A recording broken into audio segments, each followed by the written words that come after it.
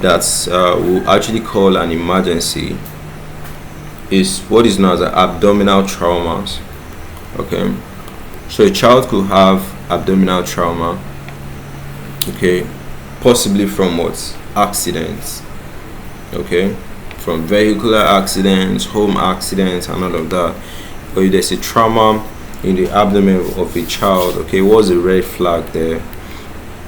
So first, you should know that it's actually one of the most often due to blunt injuries, like the child fell down, okay, road accidents, like I was talking about, and of course, the child's stomach is not as strong as that of an adult. Do you understand? So solid organs in the abdomen of that child can easily get what? Injured. So their unique anatomy makes them more vulnerable to internal injury, you know, and all of that.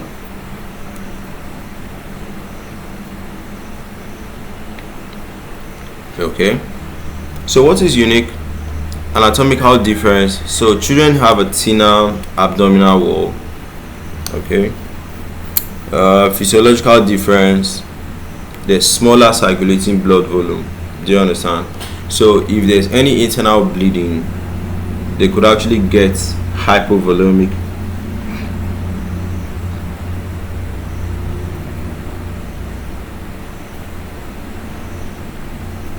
Okay, so common causes could be blunt trauma, penetrating traumas, then non-accidental injuries, and things like child abuse.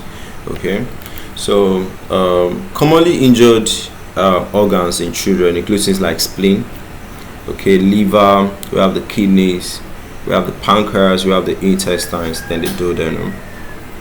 So clinical features, that's stuff that such a patient will suffer from. We have things like abdominal pain, we have signs of shock, that's like if they bleed, they lose so much blood, you're having shock. So things like tachycardia, hypotension, pallor, okay. Then hematuria, that's when probably there's an injury to the kidneys, so you're having blood coming out in your urine, okay. Then they could vomit, and the peritoneum could also become inflamed, okay, so you're actually having peritonitis. So you diagnose it from CT scans, focus assessment with sonography for trauma, you know. They do all those tests of hemoglobin, hematocrit, renal functions, then also urinalysis.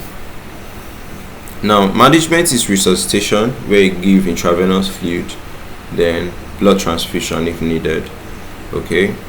Then basically sometimes surgery.